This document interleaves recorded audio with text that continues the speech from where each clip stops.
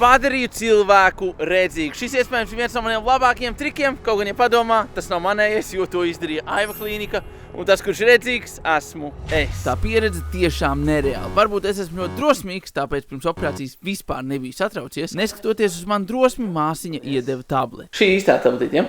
Nomierinošo tabletīti, kuru es ar lielāko prieku izdzēru. Nu labi, es, protams, izdzēru to pīstam. Bet satraukumam tiešām nebija pamata, jo operācija abām acīm kopā ilgst kaut kādas maksimums 10 minūtes. Un kad sāksies operācija?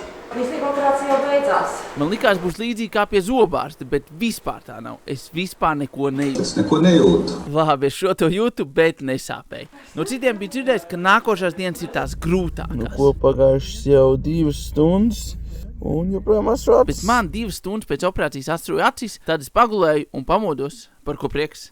Nu, ka pamodos. Vēl vairāk prieks, ka acis vairs neastroja un vispār vairs nesāpēja.